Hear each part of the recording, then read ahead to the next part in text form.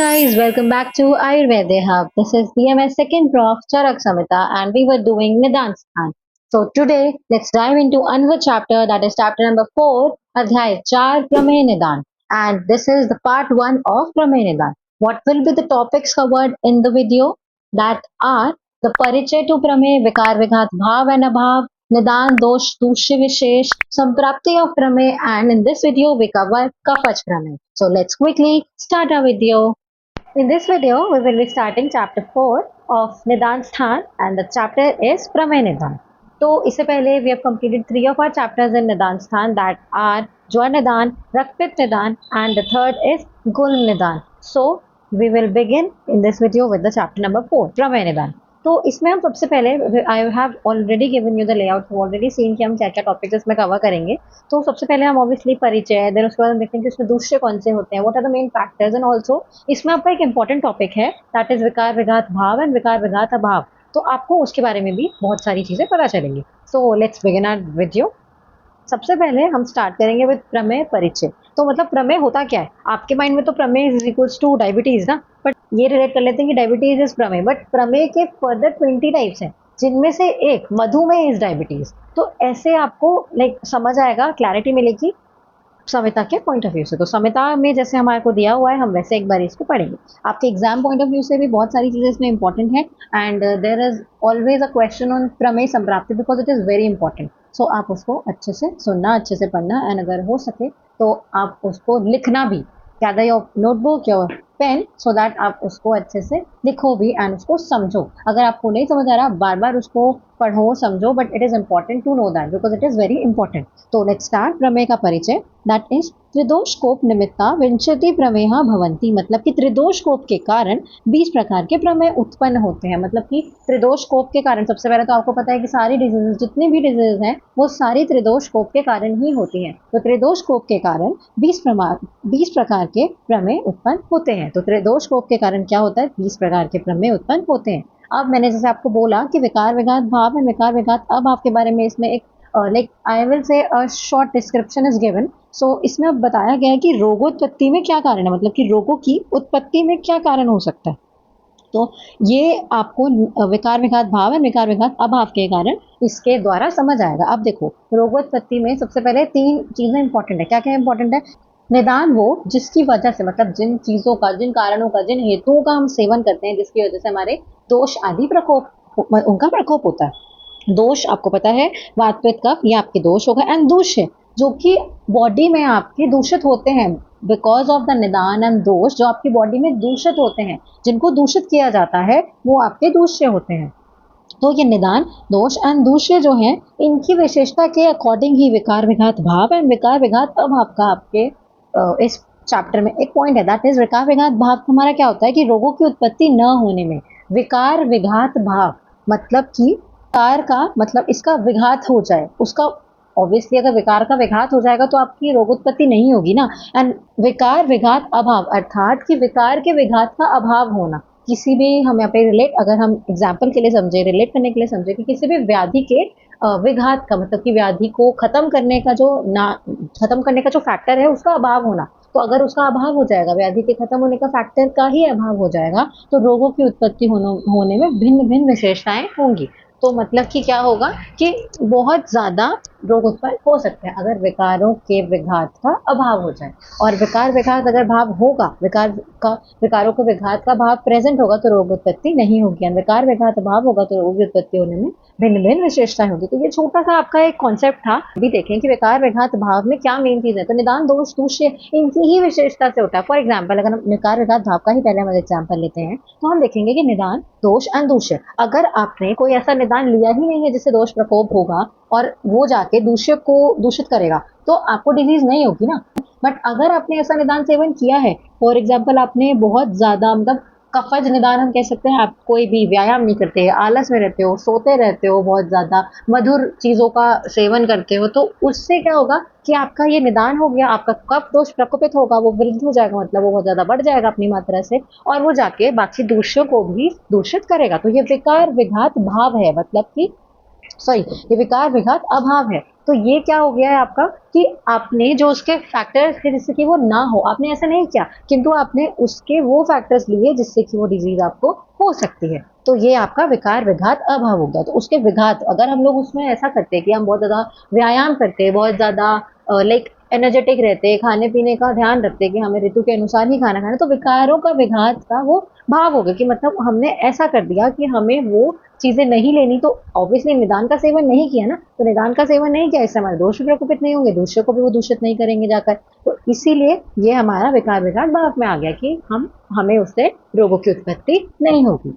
और अगर हमने वो ही सेवन किया जो उनके हेतु है, उन व्याधियों के हेतु है, यदि वही उनका ही सेवन किया, तो हमारे निदान तो हो ही जाएंगे उनका सेवन करने से, दोष भी हमारे प्रकोपित होंगे एंड हमारे दूसरों को भी जाकर वो दूषित करेंगे। तो ये हमारे विकार विघात अभाव में आएगा। तो ये हमारी रोगोत्पत्ति में भी बहुत बड़ा कारण होता है। तो ये आई जस्ट होप आपको ये क्लियर हो गया हो।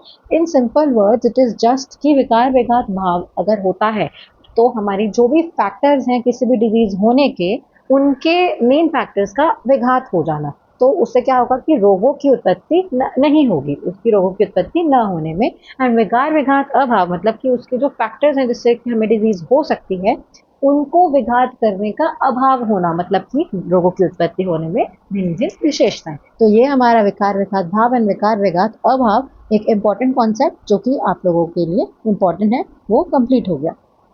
इसको आपको अपने वर्ड्स में, अपने एग्जाम्पल्स के साथ डेफिनेटली इसको ट्राई करना चाहिए। आई होप अगर आपको ये समझ आया है एंड आपको कोई एग्जाम्पल अपने माइंड में आता है, then do comment the example.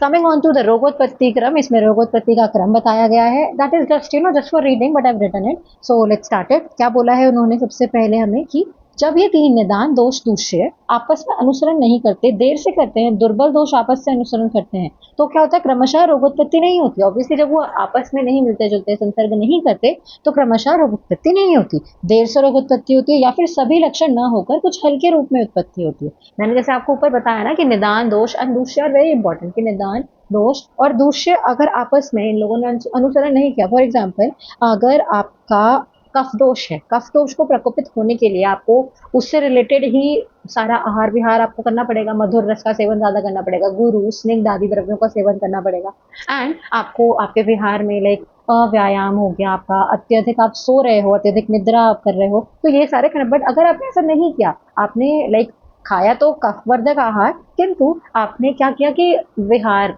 जो है आपका वो ठीक रहा, आपने एक्सरसाइज करी, और या फिर ये भी हो सकता है कि आपने कफवर्धक आहार ही नहीं खाया, तो आपका वो निदान नहीं है ना कफ दोष का, तो इन्होंने आपस में अनुसरण किया ही नहीं, तो कफ दोष नहीं बढ़ेगा, और इससे क्या होगा कि रोगोत्पत्ति भी नहीं होगी, या फिर बहुत ज्यादा देर से होगी, या फिर अगर थोड़े बहुत लक्षण आए भी तो बहुत ज्यादा लक्षण ना आकर बहुत हल्के हल्के रूप में उनके लक्षण आएंगे। और अगर इसकी विपरीत अवस्था है, मतलब कि अगर आपने निदान दोष मतलब वही निदानों का सेवन किया, तो हमारा जाके दोष प्रकोपित होगा और हमारी बॉडी में, मतलब ऑब्वियसली वो पूरी शरीर में जाके अनुसरण करेगा, और क्या होगा कि रोगोत्पत्ति भी होगी, मतलब बहुत जल्दी रोगोत्पत्ति होगी, या और उसके सारे लक्षण भी उत्पन्न होंगे। मतलब बोला गया है यहाँ पर कि इस विपरीत अवस्था में विपरीत स्वरूप प्रकट होता है, मतलब कि जो भी इसकी विपरीत अवस्था है, अर्थात कि अगर सारे दोष दूसरे निदान ने अनुसरण किया आपस में, तो रोगोत्पत्ति होगी और बिल्कुल अपने लक्षणों के साथ होगी। इस प्रकार सभी विकारों की उत्पत्ति व अनुत्पत्ति का अभिधान किया गया है, मतलब कि इसी प्रकार बताया गया है कि सारे विकार,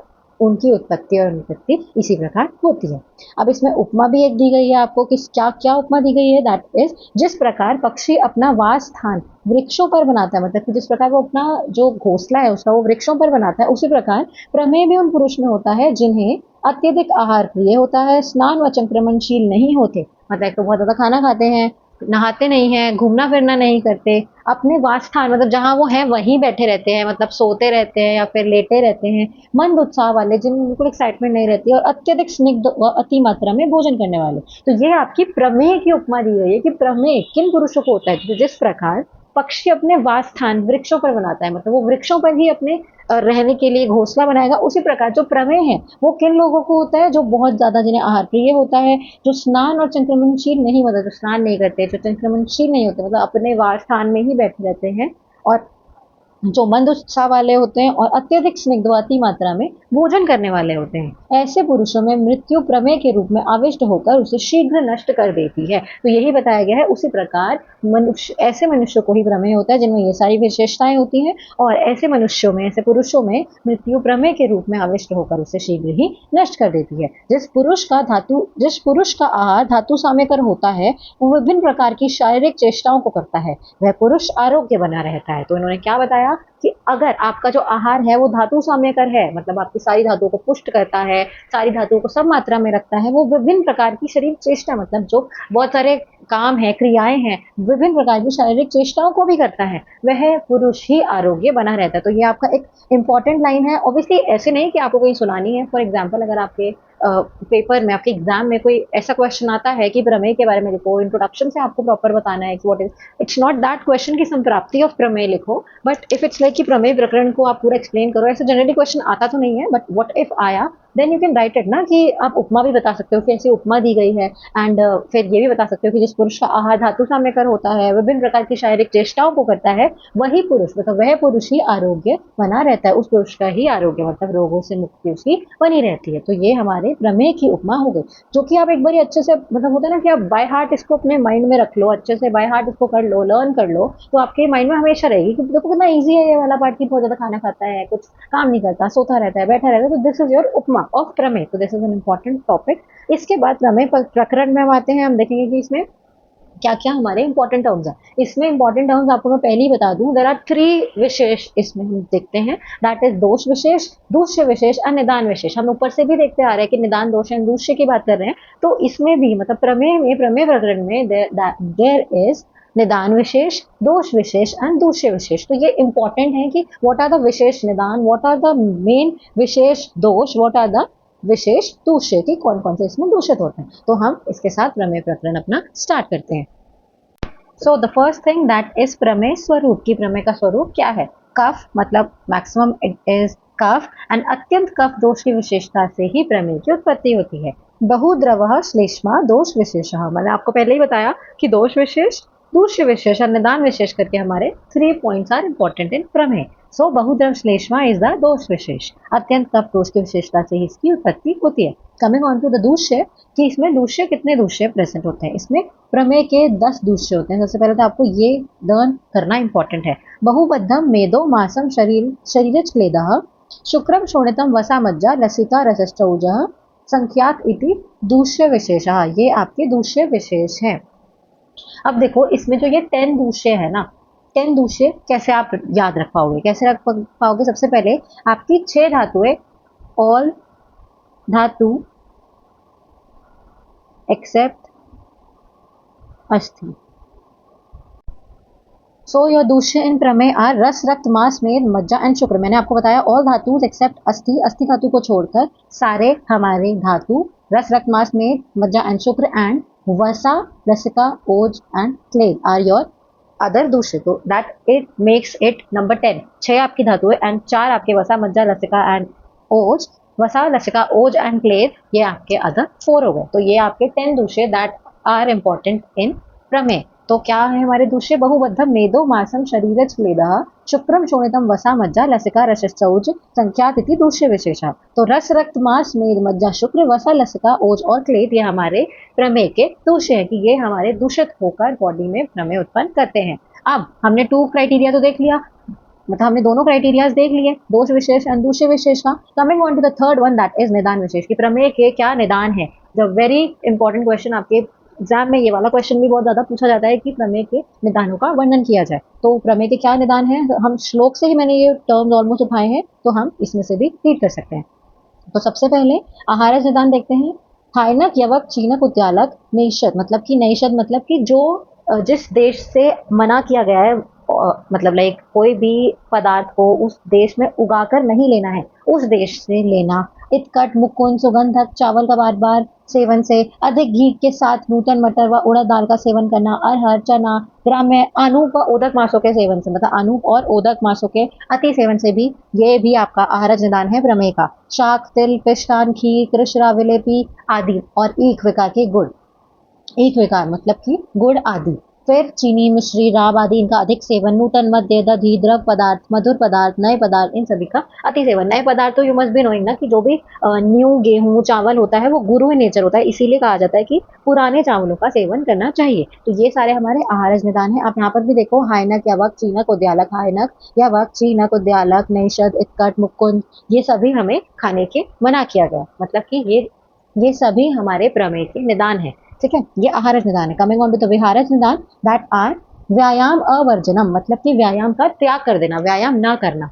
शारीरिक शुद्धि का त्याग करना, कि मैंने जैसे ऊपर बताया था ना आपको, जो स्नान नहीं करता, जो अति मतलब संक्रमणशील नहीं होता है, तो शारीरिक शुद्धि का त्याग कर देना। अधिक निद्रा लेना, ये भी कफ प्रकोपक कारण है। एंड लेटना आदि कारण, जैसे कि कफ, मेद व मूत्र की, जिससे हमारे अधिक उत्पत्ति हो। अब जैसे हम लेटे रहेंगे, सोते रहेंगे, ऑल द टाइम बैठे ही रहेंगे, उससे कफ और मेद की अधिक उत्पत्ति होती है। तो ये सारे हमारे निदान थे कि आहारज निदान हमने देखे, एंड विहारज निदान हमने देखे। हायना, यावक, चीनी, कुद्यालक, नई चीजें खाना, चीनी, मिश्री, ईख, विकार हमने ज्यादा खाए, अनुपरोधक मांस का ज्यादा सेवन किया, अरहर, चना, अधिक घी के साथ नए मटर खाना, उड़द दाल का seven, that is Guru, you know that. और विहारज निदान आपको पता है कि कफ प्रकोपक निदान जो होंगे वो हमारे इसमें आएंगे, व्यायाम ना करना, शारीरिक शुद्धि ना रखना, अधिक निद्रा और लेटना आदि कारण, जिनसे हमारे कफ और मेद की ज्यादा अधिक उत्पत्ति होती है। संप्राप्ति, दैट इज वेरी इंपॉर्टेंट। मैंने आपको पहले ही बताया कि संप्राप्ति is very important, it can be asked in your exam, obviously like ये 5 मार्क में भी आ सकती है। ठीक है, तो दिस इज वेरी इंपॉर्टेंट। तो हम संप्राप्ति देखेंगे, एंड इसको हम आई गेस 1 to 2 टाइम्स तो रिवाइज खुद ही करेंगे यहाँ पर, सो दैट एक बार पढ़ के हम इसको रिवाइज भी एक बार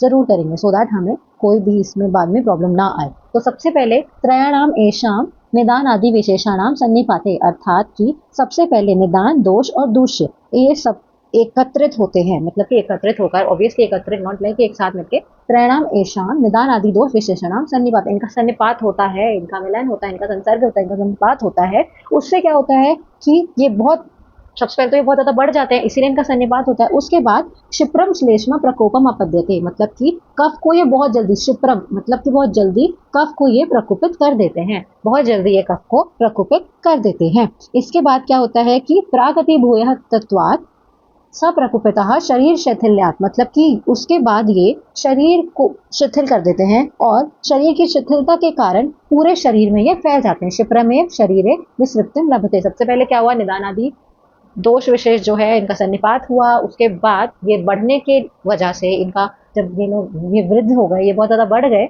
इन्होंने जाकर कफ को शीघ्र ही कुपित किया। शीघ्र कुपित होने के बाद जो हमारा कफ है बॉडी में, वो शिथिलता होने के कारण, शरीर शिथिल्य होने के कारण बहुत जल्दी शरीर में फैल गया। क्षिप्रम एव शरीरे विसृप्तम लभते, बहुत जल्दी शरीर में, शीघ्र ही शरीर में फैल जाता है। उसके पश्चात कफ दोष जो हमारा फैल गया है, वो मेद से मिलकर, उसके साथ मिलकर बहुत ज्यादा होने के कारण और बहुत ज्यादा शिथिल होने के कारण, मेद के समान गुण हो, मतलब उसके कफ के और मेद के समान गुण होने के कारण उसके साथ मिलता है। वाई, बिकॉज ऑफ समान गुण भूयिष्ठत्वात्, मतलब कि मेद के बहुत ज्यादा शिथिल और बहुत ज्यादा अधिक होने के कारण शरीर में फैल जाता है। क्यों फैलता है, क्योंकि उसके और मतलब मेद के और कफ के गुण समान है। क्या होता है कि मेद के बहुत ज्यादा शिथिल और बहुत अधिक होने के कारण, मेद अधिक समान गुण होने के कारण शरीर में फैल जाता है, और वह मेद के साथ ही, मतलब कि कफ जो है वो हमारा मेद के साथ ही पहले मिलकर वो उसको विकृत करता है। वाई, बिकॉज समान गुण भूयिष्ठत्वात्, उसका समान गुण होने के कारण मेद के साथ मिल जाता है, बिकॉज ऑफ द समान गुण, उसका बहुगुण बहुत ज्यादा होने का कारण और शिथिल होने के कारण वो मेद के साथ मिलकर उसको भी दूषित करता है। समेधसा मिश्री भावान दूष्यत्य नेतः, मतलब कि समेधसा मिश्री भवन दूष्यत्य नेत, दूष्यत्येन, मतलब कि मेद के साथ मिलकर उसको दूषित करता है और उसको भी विकृत कर देता है। विकृतत्वात् सविकृतो दुष्टेन मेद सोपनितः, मतलब कि अब उसने मेद को तो दूषित कर ही दिया बहुत ज्यादा बढ़ने के कारण, उसने विकृत, अब जो विकृत है वो क्या करता है कि अब विकृत कफ था, उसने मेद को दूषित किया, अब वो जाकर क्या हमारे मांस से बढ़ेगा, मतलब मांस में जाकर मिलेगा, और दूषित मेद जो है वो मांस में क्या पैदा करेगा, शरीर क्लेदा मांसाभ्याम संसर्गम गच्छति। अब जो शरीर क्लेद और मेद है वो मांस में जाकर संसर्ग करता है, मतलब मांस के साथ मिलकर मांस के साथ संबंध बनाता है, क्लेद और मांस के साथ, शरीरज क्लेद के साथ और मांस के साथ जाकर संबंध बनाता है दूषित मेद हमारा। ठीक है, उसके बाद क्या होता है कि क्लेद मांसयोः अति प्रमाणा अभिवृद्धत्वात्, मतलब उसके बाद क्लेद और मांस भी अपने प्रमाण से ज्यादा बढ़ जाते हैं और उनकी वृद्धि हो जाती है। और मांस में समासे मांस प्रदोषात्, मतलब मांस दूषित होने के कारण पूती मांस पीड़का, मांस में बहुत फाउल स्मेलिंग पीड़काएं उत्पन्न हो जाती हैं। That are may be like, वो हो सकती हैं शराविका, कच्छपिका आद्या, ये पूती मांस पीड़िकाएं उत्पन्न होती है। स मासे मांस प्रदोषात पूती मांस पीड़िका शराविका कच्छपिकाद्या संजयति, अर्थात कि मांस के अंदर पूती मांस पीड़िका शराविका कच्छपिका आदि ये उत्पन्न हो जाती है, ये पीड़िकाएं उत्पन्न हो जाती है। फिर शरीर का जो क्लेद है, शरीर क्लेदम पुनर्दूषण मूत्रत्वेन परिणमयति, तो फिर उसके बाद जो हमारा शरीर का क्लेद है उसको दूषित कर वह मूत्र रूप में बदल देता है। जो हमारा कफ है, जो हमारा अभी तक फैक्टर्स चलते आ रहे हैं, वो शरीर के जो क्लेद को उसको फिर से दूषित करने के बाद उसको मूत्र रूप में परिणत कर देता है, उसको उसमें कन्वर्ट कर देता है। और फिर ये जो दोष है मूत्रवाहनाम च स्रोतसाम वंशण बस्ती प्रभवाणाम, मतलब कि उसके पश्चात वंशण प्रदेश से, मतलब कि जो वंशण प्रदेश से और बस्ती प्रदेश से उत्पन्न मूत्र व स्रोतस हैं उनके मुख पर जाकर क्लेद और जो मेद है वह उनके मुख पर जाकर मेदा क्लेदोपहितानी, मतलब ये उनके मुख पर जाकर उनके मुख पर जाकर बैठ जाते हैं, मतलब वहां जाकर रुक जाते हैं। मूत्रवाहनाम स्रोतसाम, वंशण प्रदेश और बस्ती प्रदेश से जो मूत्र व स्रोतस आ रहे हैं, वहां से जो निकल रहे हैं, उनके मुख पर जाके मेद और क्लेद उपस्थित हो जाते हैं और जो स्रोतस है उनको अवरोध, उनका मार्ग अवरोध कर देते हैं। उसके पश्चात प्रमेय की उत्पत्ति होती है और प्रकृति और विकृति के अनुसार, प्रकृति विकृति स्वरूप के अनुसार इसकी असाध्यता भी उत्पन्न होती है। तो हमने क्या देखा कि किस प्रकार हमारे बॉडी में प्रमेय की उत्पत्ति होगी। We will revise it again. सबसे पहले त्रयाणाम एषाम निदान आदि विशेषाणाम सन्निपाते, तीनों निदान, दोष एंड दूष्य, इन तीनों का सन्निपात होता है, इनकी मात्रा बढ़ती है, बहुत अधिक होने के कारण क्षिप्रम श्लेष्मा प्रकोपम आपद्यते, ये श्लेष्मा को प्रकोपित करते हैं, मतलब कि शीघ्र ही श्लेष्मा को प्रकोपित करते हैं। अब शीघ्र प्रकोपित हुआ श्लेष्मा प्रागति भूयास्त्वात् स प्रकोपितः शरीर शैथिल्यात्, मतलब कि बहुत जल्दी फैला हुआ जो कफ है, मतलब वो प्रकोपित हुआ जो कफ है वो शरीर शैथिल्य होने के कारण विक्षिप्रमेव शरीरे विसृप्तिं लभते, हमारे शरीर में फैल जाता है। और शरीर में फैलने के कारण वह मेद से मिलता है, मेद से ही बाधितो मिश्री भावम, वाय मेद से क्यों मिलता है? बिकॉज ऑफ द सेम गुण, बिकॉज ऑफ द समान गुण भूयिष्ठत्वात्, बहुत ज्यादा उसके गुण समान होने के कारण, बहु होने के कारण और बद्ध, मतलब कि ज्यादा होने के कारण, अधिक मात्रा में होने के कारण और शिथिल होने के कारण वो मेद से मिलता है। मेद से मिश्रित होने के बाद उसको भी दूषित करता है, मतलब कफ मेद को दूषित करता है, ठीक है। तो मेद जब दूषित हो जाता है उसके बाद विकृतत्वाद, उसके पश्चात सविकृतो दुष्टेन मेदसोपितः, उसके बाद वो मेद को भी दूषित करता है। और उसके पश्चात जब मेद भी दूषित हो जाता है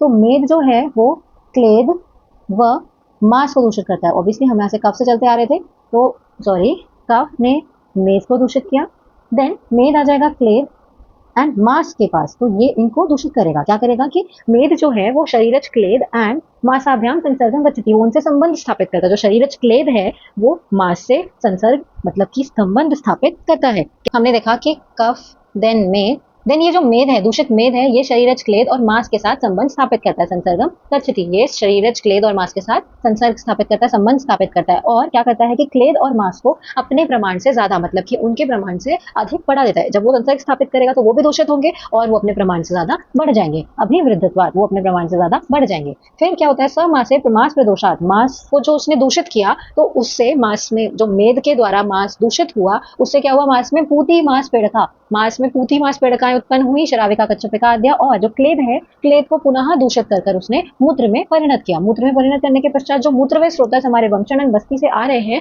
वहां पर जाकर मेद और क्लेद इन दोनों ने उनके मुख पर अवरोध, मतलब अवरोध किया उन्हें, और इस प्रकार प्रमेय की उत्पत्ति होती है। और इसकी प्रकृति या विकृति स्वरूप से हम इसकी साध्यता भी देख सकते हैं। तो हमारा ये बहुत बेसिक संप्राप्ति थी। सबसे पहले हम लोगों का, देखो आप बिगिनिंग में एक बार ही पढ़ोगे तो that will be difficult for you, but अगर हम एक साथ, अब देखो this is the third time I am getting it again, तो सबसे पहले निदान, दोष, दूष्य हमारे जो तीनों हैं उनका सन्निपात हुआ। उसके बाद शीघ्र ही उन्होंने अपनी मात्रा में बढ़कर, उसके उनकी मात्रा बढ़ गई तो उन्होंने कफ को शीघ्र प्रकोपित किया और पूरे शरीर में वो फैल गया। पूरे शरीर में फैलने के पश्चात मेद के साथ उसका समान गुण भूयिष्ठत्वाद, these are your important terminologies जो मैंने हाईलाइट करी हुई है, ठीक है ना। मेद के बहुगुण और बद्ध गुण होने के कारण जो कि कफ में भी गुण प्रेजेंट है, उसने मेद के साथ मिश्रित हुआ, मेद को भी दूषित किया और पूरे शरीर में उसको भी फैलाया। अब मेद जो दूषित था उसने क्या किया, जाकर शरीर क्लेद, मतलब क्लेद के साथ और मांस के साथ उसने मांस के साथ जाके संबंध स्थापित किए, वहां पर उसने संसर्ग करा और उनको क्लेद और मांस अपने प्रमाण से अधिक बढ़ गए, अधिक अभिवृद्धत्वाद, अपने प्रमाण से अधिक बढ़ गए। उसके पश्चात मांस में क्या हुआ, मांस में पूती मांस पीड़िकाएं उत्पन्न हुई, that were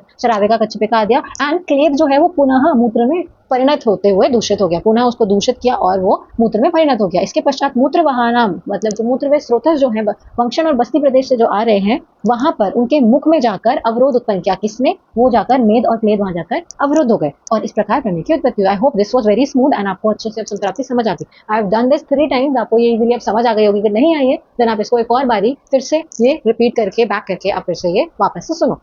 coming on to this is the संप्राप्ति कि इसमें कफ की प्रधानता है दोष में, तो दोष त्रय में कफ की प्रधानता। अब आप देखो कि ना जो प्रमेय है दैट इज योर कफज व्याधि, कफ एंड वात प्रधान व्याधि होती है बेसिकली ये। तो कफ तो है, एक ही मेन दोष हमारा है कौन सा कि जिसकी वजह से हमने देखा ना बहुद्रव श्लेष्मा दोष विशेष है, तो मेन इज योर कफ की वजह से आपकी ये व्याधि होती है। तो दोष त्रय में कफ की यही प्रधानता है कि जो मेद दूषित होता है ना वो कफ के गुण से ही रिलेटेड होता है, कि मतलब समान गुण होता है उनका, तो इसी वजह से आपका दोष त्रय में कफ की प्रधानता होती है। तो दिस इज योर संप्राप्ति। एंड इसके बाद अब देखो आपके ना, देखो मैंने आपको पहले बताया था कि 20 टाइप्स ऑफ प्रमेय होते हैं। अब इसमें जो हमने चैप्टर्स की स्टार्टिंग में देखा था कि 20 टाइप ऑफ प्रमेय है, तो इसको ना डिवाइड किया गया है कि कफज में इतने हैं, देन उसके बाद पित्तज में इतने हैं एंड वातज में इतने हैं। तो धीरे धीरे करके हम सारे प्रमेयों के बारे में भी पढ़ेंगे। तो संप्राप्ति हमने देख ली, that was a very important part. And इसके बाद we will move on to our very first that is कफज प्रमेय। तो कफज प्रमेय जो कि अभी हमने देखी कि इसकी हम संप्राप्ति देखेंगे। Obviously this is basic, main संप्राप्ति आपकी वही है जो मैंने आपको भी पढ़ाई, बट उसके बाद संप्राप्ति जो है कि शरीर का जो जल धातु है, कफ है और मेद, इनसे मिलकर मूत्राशय में पहुंचकर विषमता को प्राप्त करता है। मूत्राशय में पहुंच जाता है और विषमता को प्राप्त करता है, और फिर वो जो जल धातु है शरीर का वो पहुंच गया मूत्राशय में, विषमता को उसने प्राप्त कर लिया है, और फिर वह मूत्र में परिणत होकर श्लेष्मा के 10 गुणों से युक्त हो जाता है। जब वो मूत्राशय में पहुंच जाएगा, मूत्र में परिणत हो जाएगा, तो क्या होगा कि वह श्लेष्मा के 10 गुणों से युक्त हो जाएगा। और श्लेष्मा के वो 10 गुण कौन से हैं? श्वेत, शीत, मूर्त, पिच्छल, अच्छ, स्निग्ध, गुरु, मधुर, सांद्र और प्रसाद, ये सभी श्लेष्मा के 10 गुण है, इनमें परिणत हो जाएगा, और जो एक व अनेक गुणों से युक्त होता है उसी नाम विशेष को प्राप्त करता है। तो इसके जो बेसिकली जो कफज में के टाइप्स है ना वो इन्हीं नेम से रिलेटेड है, जो इसके 10 गुण है उन्हीं नेम से ये रिलेटेड है, और उसी का नेम उसी प्रकार पड़ा है कि अगर वो एक या फिर 2 गुण से मिक्स है तो उसी प्रकार उनका नाम पड़ा है। तो कफज में की यही संप्राप्ति की जो जल धातु है वो जाकर लाइक कफ और मेद से मिलकर मूत्राशय में जाकर उसके पश्चात विषमता को प्राप्त कर उसमें मूत्र में परिणत हो जाएगा और श्लेष्मा के 10 गुणों से युक्त हो जाएगा। अब जिसमें जैसे प्रकार की जिस प्रकार का उसकी हमें दिखेगा, जिस प्रकार की विशेषताएं होंगी, गुण होंगे, उस प्रकार उसका नाम है। अब इसके हम ये भी देख लेते हैं कि साधे साधे क्या है कफज में की इट इज साधे वाय समान गुण मेदह स्थान स्थानकत्वाद, मतलब एक तो समान गुण है मेद का, कफज से प्रधान है, कफ प्रधान है,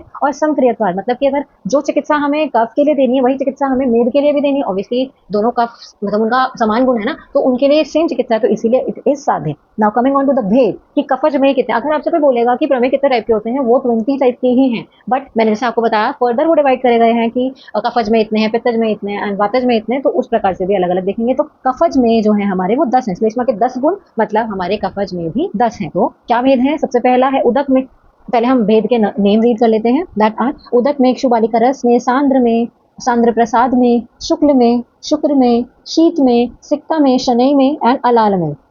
तो ये श्लेष्मा के 10 गुणों से युक्त हमारे कफज प्रमेय है। तो सबसे पहले इनके अब जस्ट नॉर्मल हमें लक्षण देखने हैं कि किस प्रकार के उनमें लक्षण उत्पन्न होते हैं। तो सबसे पहला है उदक में, ये किस प्रकार होता है? बिकॉज ऑफ कफज। अब ये ना सब में एप्लीकेबल होगा, बिकॉज ऑफ कफ प्रकोप। मैंने बार बार नहीं लिखा है इसको, but it is applicable in all, की कफ प्रकोप के कारण ही ऐसे लक्षण आएंगे ना उसमें। तो उदक में इस स्वच्छ, अधिक श्वेत, शीतल, गंध रहित, उदक सदृश, अत्यधिक मूत्र त्याग।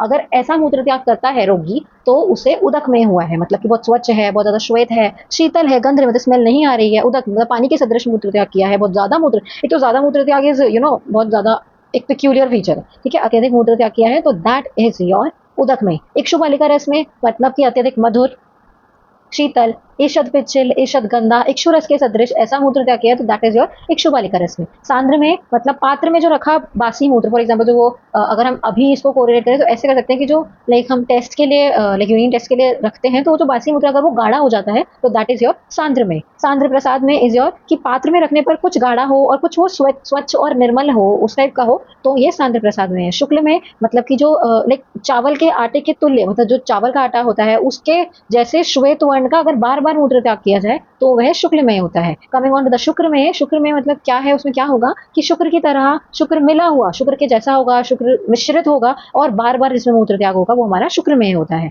शीत में अर्थात अत्यंत मधुर होगा, शीतल होगा, शीतल होना इज ऑब्वियसली डेफिनेटली शीत में तो शीतल होगा, और बार बार मूत्र त्याग करेगा तो ये आपका शीत में है। सिक्ता में इस मूत्रगत दोषों को छोटे छोटे टुकड़ों में, उनको छोटे टुकड़ों के रूप में मूत्र से अगर निकलते हैं तो दैट इज योर सिक्ता में, मूत्रगत दोष अगर छोटे छोटे टुकड़ों के रूप में मूत्र से निकले। शनय में इज योर मंद मंद वेग रहित, कठिनता से धीरे धीरे मूत्र त्याग, मतलब कि वेग रहित, वेग नहीं भी होगा बट स्टिल थोड़ा थोड़ा मूत्र त्याग होगा और कठिनता से होगा। और अलाला में मतलब कि तंतु के जैसे, धागे के जैसे बंधे हुए, ऐसा लगता है तार से युक्त चिपचिपा मूत्र त्याग अगर करे कोई रोगी तो दैट इज योर अलाला में। तो दीज आर योर 10 कफज प्रमेय। सो दीज आर योर 10 कफज प्रमेय एंड उनके लक्षण भी हमने पढ़े। सो आपने देखा कि उसकी संप्राप्ति क्या है, 10 गुण से युक्त कफज प्रमेय, जो उनके गुण हैं उसके ही अकॉर्डिंग कपच प्रमेय के हमने 10 प्रकार भी पढ़े। साध्य साध्यता में आपने देख लिया कि दैट इट इज साध्य एंड क्यों साध्य है वो भी आपने देखा। So this is all for this video. The next two प्रमेय that is your पित्तज प्रमेय and your वातज प्रमेय and also the पूर्ण रूप हम नेक्स्ट वीडियो में देखेंगे, next part of the video में देखेंगे, next part of the chapter में देखेंगे। And this is all for this video. And सबसे इंपॉर्टेंट आपको संप्राप्ति नहीं भूलनी है, बहुत ज्यादा इंपॉर्टेंट है। आप इसको बार बार देखो, बार बार रीड करो and at least I already told you कि अपनी नोटबुक में इसका नोट बनाओ। You can get the notes from my Telegram channel, notes मिलने की कोई प्रॉब्लम नहीं है, बट सबसे पहले आपको अपने इसको पढ़ना बहुत ज्यादा जरूरी है। तो I will share the notes on my Telegram channel and don't forget to read your chapter from your book and share this video to your friends too so that उनका भी ये टॉपिक मिस ना हो and उनको easily ये समझ आ जाए। I will definitely share the notes on my telegram channel and if you find any doubt, आप कोई भी डाउट आता है आप कमेंट सेक्शन में पूछो and if you like this video then do tell me and आप मुझे अपना रिव्यू दे सकते हो कमेंट सेक्शन में कि आपको ये वीडियो कैसी लगी। Stay tuned for the next video lecture. Bye bye guys.